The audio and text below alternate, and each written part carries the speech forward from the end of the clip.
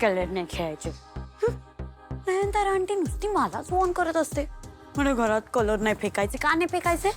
फेकले तर फेकले, सर्वंट आहेत ना घरात, करतील ना साफ. पण नाही. आणि कलर डेच्या दिवशी कलर नाही खेळणार तर कधी खेळणार? दिवाळीला खेळतात का तुमच्या घरात कलर?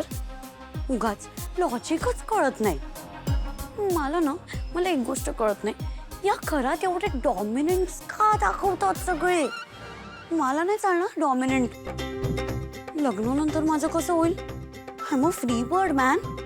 नाही, आता you know what, me colour घरातच खेळणार. फेकून दाखवते कलर घरात, मग बघू कोण काय करते ते. Let's see.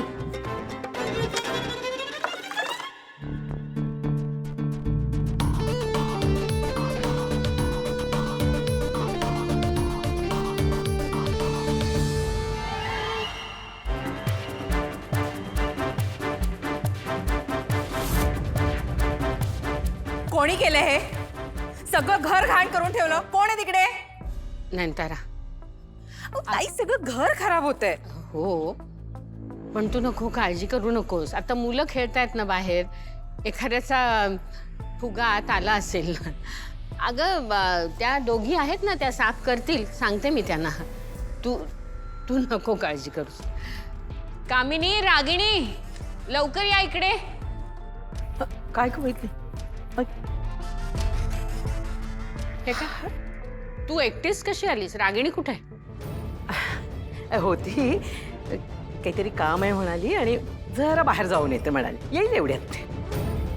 हे पाहिलंस ना, हे आपल्या अनिकाचंच काम असणार आहे. तुमच्यासारखीच गरम डोक्याची झाली आहे ती. कुठे कसं वागावं काहीच कळत नाही तिला. सगळी फरशी घाण करून ठेवली आहे, तेवढी पटकन पुसून घे.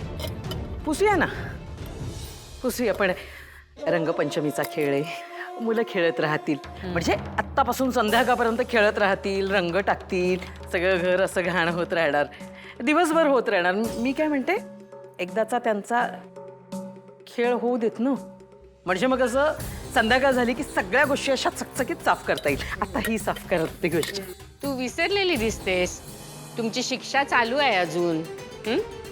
मुलं जितक्या वेळेला घाण करतील ना, तितक्या वेळेला फरशी साफ करायची तुला.